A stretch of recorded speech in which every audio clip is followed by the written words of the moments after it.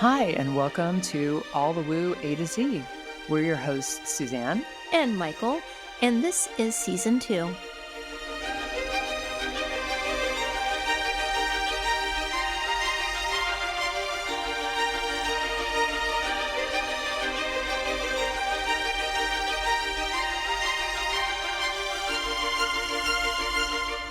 Hello, I'm Mychal. I have been recovering from surgery and dental work for the past week. Hi, I'm Suzanne. I have been carrying Michael to and fro surgery this week. Thank you. Thank you very much. And this is All the Woo A to Z. We are just want to welcome you to this non-judgmental, accepting kind of table where we talk about things that we've either experienced or we believe or some connection, personal connection to it. Yes. And just hang out with us, and we hope you're entertained. Yeah. So today we are doing R for what do you do for retrograde? Yes. It's a buzzword, but what exactly does it mean to a person? Yeah, especially when you're at work and somebody sends you an email saying, sorry, it's Mercury retrograde. You're like, what does that even mean? And why did they say that? What kind of lame excuse is this? Yes. Yes. So that is what we were speaking about today. For wines, was racking my brain about what wine would work well with retrogrades, and that's apparently a very difficult thing to say. I'm having a hard time getting my lips to work with that. And I decided to go with an orange wine again. I know that we've done orange wine in the past, but this one, when I say the name, you're going to be like, what? And that's why. So the producer of this wine is called Vodopivec, and the grape is called Vitovska. This grape is a Slovenian grape that's grown in northern Italy. So there you go. And it's made into orange wine, which we know from the past is a white wine grapes made in a red wine way. So many what's to that wine. This is actually really good. I've described orange wine in the past as having a broad spectrum as far as how friendly it can be. This one I actually like a lot. I think it's very friendly.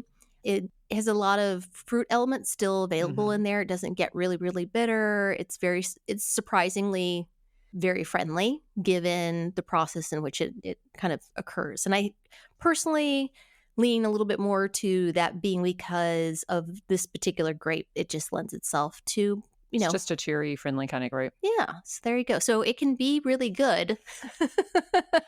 Tasty.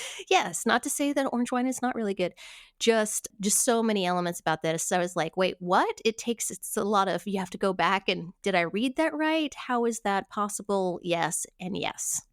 And the reason why this symbolizes this topic so well is because when we were talking about retrogrades, we were both kind of like, instead of feeling like going backwards or turning inwards, oftentimes in our own lives, it's just been like, wait, what? Yes. Yeah. I've listened to a lot of different astrologers. My experience with retrogrades in the past have always been, well, not always, but for the most part, things have gone so poorly that I'm like, what is happening right now? And then I look and like, oh, we're in retrograde. That makes sense. Right. But always kind of dreading the time frame rather than working with the time frame. Yes, we're both learning how to surf retrogrades. But I will tell you, just in terms of the wait, what? So today, the weather was 15 degrees above normal, but it also had a wind chill, making it feel 10 degrees colder than it actually was. Yes. To me, that diagram of the little arrow going 15 up and 10 degrees down was a perfect example of, wait, what? Yet you're still in the same place, still in the same spot as you would have been otherwise. And the other thing being, I was in the backyard and it's really pretty cold. There is a Polar Express that's getting ready to drive across most of the country, and we're feeling the wind of it. And yet I saw a flock of seagulls. Yeah. Not the band. Not actually the band, no. I mean, they could have been in a plane that seemed like it was moving so slowly it was almost going retrograde. But no, an actual flock of seagulls. And it was like, now I know we do not that live by the ocean. No. Yeah. But I do know that they do roost in a lake close by. But still, they were going away from the lake. So it was just a whole kind of like, what is happening right now? Wait, what? So, yes, so that seems to be more our experience of retrogrades.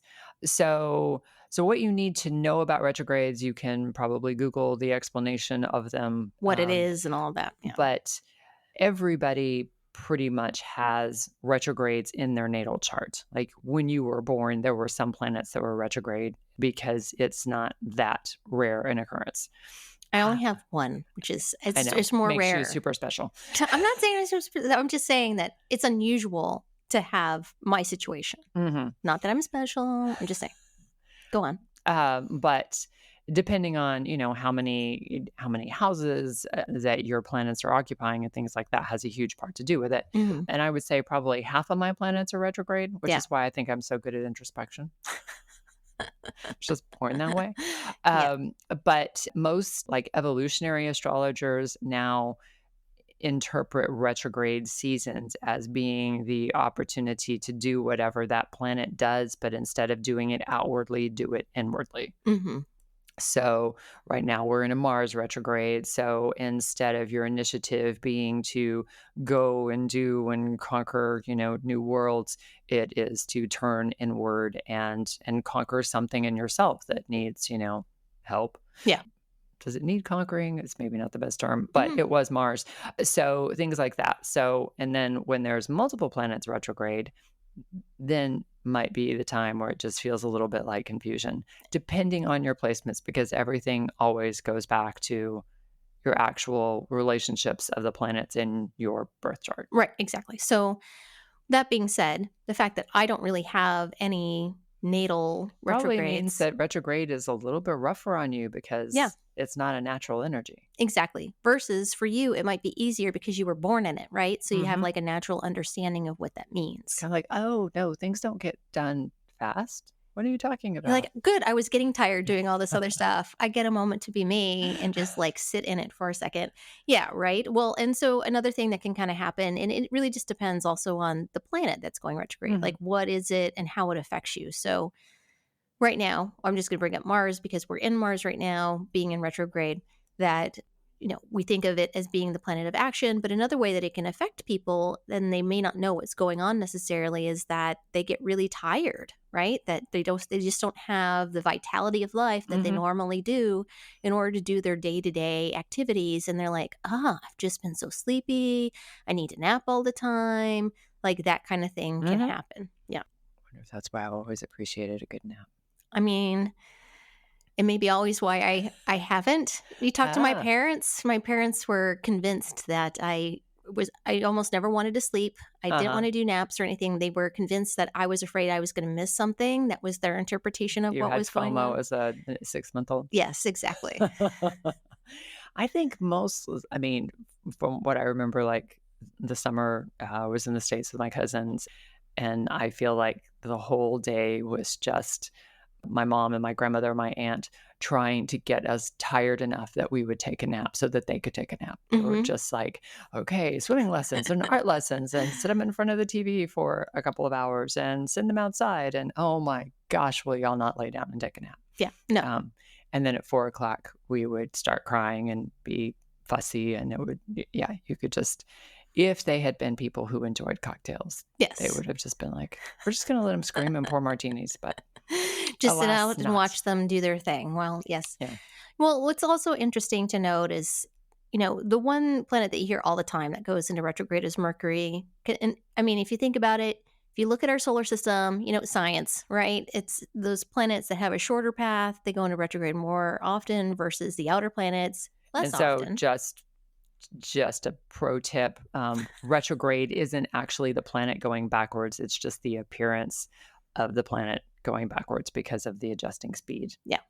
And so if you think of it that way too, right, that it's not really going backwards, it's just the appearance of it, is another reason why you might have to go back and reassess something. Look at what things look like versus what the reality of something is.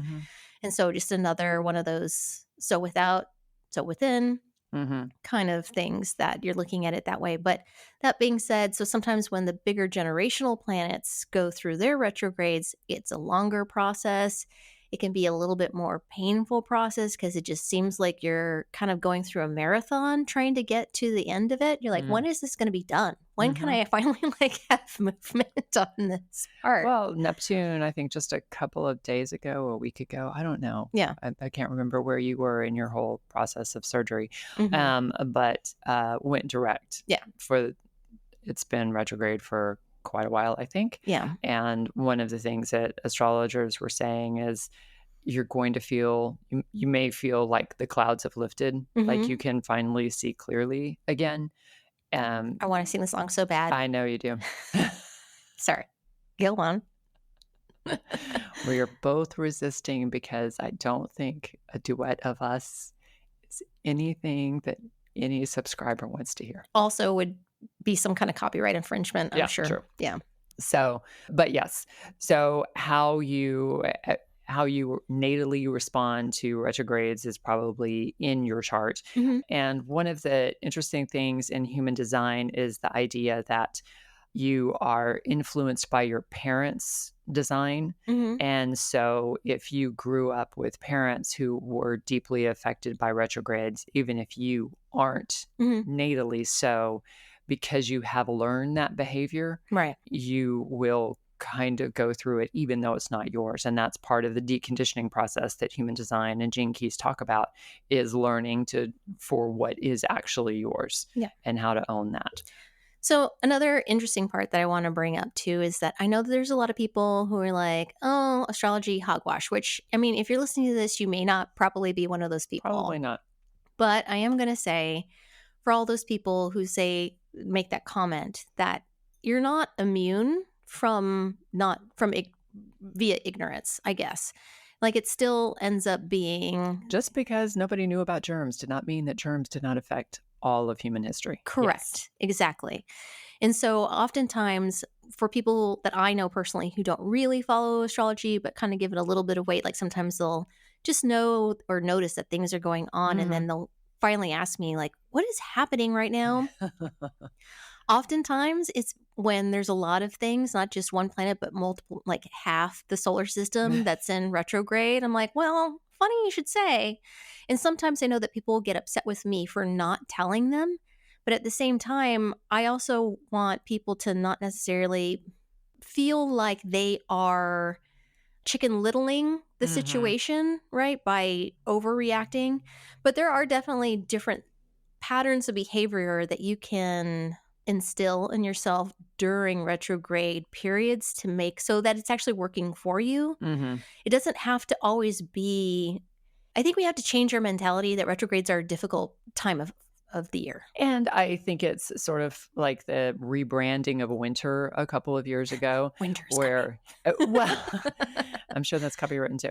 Sure. That there is a coziness to it and an opportunity to slow down. And the same with retrogrades. Like, this is the time to take the energy that you give to other people and give it to yourself. This is the time to things that you explore outside of yourself to explore within yourself, to get your own kingdom in order.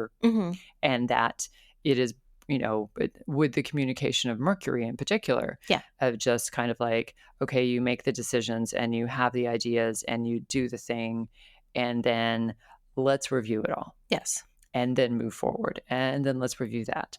And that if you are actually living within the rhythm of the planets, that it's very well paced.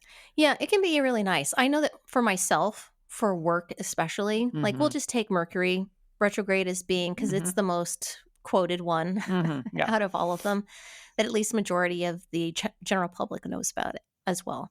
That when I know that we're about to come up on a Mercury retrograde for work, I actually will try to get as much done beforehand as far as like actions of, any kind of communication where I really need that communication to be very clear and detail oriented. I try to have all of those details taken care of beforehand as much as possible. And then when we start to enter in the benefit, like the way that you can have Mercury retrograde work for you is that if you started something, if the whole thing was initiated before the retrograde started, the retrograde can help you in finishing up all those loose ends that perhaps were lingering beforehand. So it can actually work in your favor. So if you get things started ahead of time, then things automatically come back and wrap themselves up for you. And it's a little bit easier as far as that's concerned. So that's one way that I will try to utilize it. Plus, just helps my anger issues to keep them in check when people are not getting back to me or they're misunderstanding me. But also for me to know that I might be misunderstood as well, as far as me needing to be extra clear and to confirm with people and just be extra diligent whenever I'm working within that time frame. And so that I'm not getting, irritated and pissed off. And I think I try to just keep an idea of just apply extra compassion because most people don't understand why it isn't working the way it normally works. So then their frustration levels just keep on impacting. Right. And so, if something was supposed to be shipped and, they don't know why it didn't work or they forgot or whatever. And on the other hand, I'm kind of like, well, we're in the second week of Mercury retrograde. So totally makes sense. Yeah. So it allows me to adjust my expectations and allow for, in a way that I should be doing all the time, but really with it being first thought of, okay, they may not understand what's going on. And when you have whole chains of people who are trying to accomplish something and one part of the chain is off, then, the whole chain is kind of wonky. So those kinds of things. But yeah, I would be, and I don't think it's that anything is wrong necessarily with signing contracts, et cetera, even though that is part of the caution of don't do this. And I think it's just because you just, for whatever reason, do not see as clearly. Yeah, you just don't know all the details. Yeah, you're just a little bit foggy. And so if you can put off something significant, and I've also kind of seen how I will get like a wild hair to do something at the beginning of Mercury retrograde. And then by the time it's over, it's kind of like, what was I crazy about doing that for? Yeah, like I don't want to do that anymore. Yeah. So I don't know if that it might explain some of my very short-lived romances before I got married. They say that a lot about Mars retrogrades in particular, that it's a good time to experiment with things, that if it's a new thing that you want to try, that this is a good time to try it, but also, without necessarily experiencing a lot of negative consequence on the back end for trying it. Okay. And, if it sticks, it sticks. But if it doesn't, just know that the energy doesn't necessarily support you continuing on with something on the back end of it. And it's really like take it or leave it kind of energy, but it can give you or make you feel compelled to start new things. FYI, I just learned that. Awesome. Yeah. So what we are telling you, gentle listener, is if you can, look at your chart and see what planets you have that are retrograde so that you can kind of keep an eye on those. But to like we say with all of this woo stuff, this is a way of the world, the universe communicating with you and saying, you know what? It's okay to slow down right now. Yeah. It's okay to check your homework. It's okay to watch that show. It's okay to decide you want to pick up boxing for 3 weeks. It's, like whatever these things are, the impulses you may be feeling may be very accurate. You may be very in tune in a way that you can't logically explain. And it just may be that those stars are on your side. Yeah. I am going to say something. So there's an astrologer that I listen to at times. Her name is Botticelli, and she gives a lot of really good advice for during retrogrades of all kinds. The way that she kind of describes them, I think, is a really positive outlook. And one of the first ways is that she kind of describes that, the ebb and flow. So just like tides, that this is the time where the tide returns, right, to pull back. To think of it that way, but also more like it's a spider that has a spider web, so that during retrograde times that you're waiting for things to come to you to get caught in your web. And those are the things to take action on versus going out and trying to get things. That being said, her advice for Mercury retrograde is that you don't make a lot of plans ahead of time for Mercury retrograde, but also by not making plans, you allow for happy coincidences to occur. so that you can act on them in the moment. And those Mhm. things are supposed to be happening for you. So meaning that I didn't have any plans for this weekend. And all of a sudden on Saturday, somebody calls you and like, hey, do you want to go to this thing? You're like, yeah, you know what? I don't have any plans. Cool, let's go. And Mhm. everything works out to go in support of that. That can even go for, so even if you're thinking, oh, people say I shouldn't travel during Mercury retrograde because, it's bad juju or whatever, that you're like, well, no, it was on a weekend. Somebody last minute called me, see if I wanted to join them on a trip. Then everything will probably work out in place for you to go ahead and do that last minute Mhm. trip. So those are like happy Mhm. things on the other side to kind of think of it in that way. And I think really the concept of retrograde as this heavy thing Mm-hmm. is our miscalculation that we are the center of the universe and that whatever we want is the thing that should happen Yeah. and that we are in control Mm-hmm. and that this is what makes it onerous is that it's pointing out no. Yeah. No, you're not. You are meant to ebb and flow with the universe. You're meant to bob and weave. Like we are this giant interconnected web. Mm-hmm. And this is just a reminder of that situation. And that's why, Western history, for the most part, has been like, no, bad, evil, because it's like, oh, I'm sorry, you can't do exactly what you want, exactly when you want it, exactly how you want it. Yeah. You're not, in fact, God. Yeah. We get irritated when people remind us. Yeah, true. I'm just kidding. But yes. So, all right. I think it's time for us to pick a letter for our next episode. Okay. I'm gonna See if she picks something that is not a weird letter. take all the weird letters out. M. M. All right. Not a weird letter. No. And definitely not E. Could be, but no, it's M. It's M. Okay. It's M. So we will see you next time with the letter M for whatever we figure out.